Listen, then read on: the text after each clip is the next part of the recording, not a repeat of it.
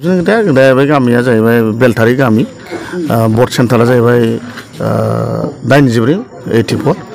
बेनिफ्राय गासै बिसोर गामिनिनो गासिबो न'खरा बुंनो थाङोब्ला माने बारा गिदिर गामि नङा बियो 55सो न'खर दं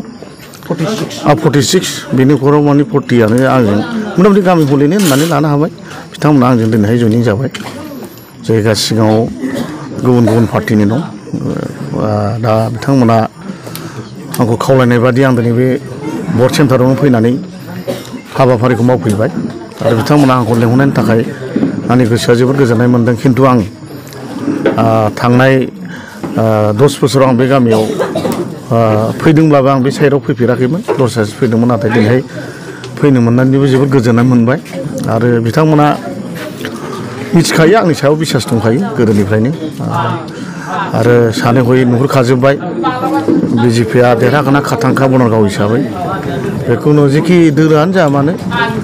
आंजों हाखाया बेयो जोंनि बिजेपि दोलोजों रावबो हाखाया बेफोरखौ रायजो राजाफ्रा बयबो मिथिजोब्बाय आरो दानि रायजो राजाफ्रा बयबो बुजिनो हाबाय पेपार मिडिया मबाइलनि जुगाव इन्टारनेट जुगाव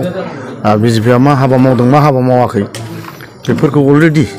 नुखाजोबनानै दिनैहाय बे राजीब बांगालखौनो जोङो सापर्ट होफिननोसै होननानै बिथांमोना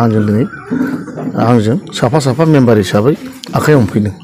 बनारगाव समस्ति हिसाबै आंथ' दिनैनि दिनाव माने 100% आं खुनु बाव जेननायनि खोथा गैया आङो बांद्राय आं जानला मोनला खोथा बुंग्राबो नङा आं जाहाथे अंक साननानै मोनदों रायजो राजाफोरनि अंक होनाय रायजो राजा बुंनाय आंनि मण्डलनि दैदेनगिरि बुंनाय शक्ति केन्द्रनि बोर्ड कमिटिनि नेताफोर बुंनायाव आं दिनैहाय देरहानाया 100% खाथां बाव आंहा जेबो सन्देह गैया।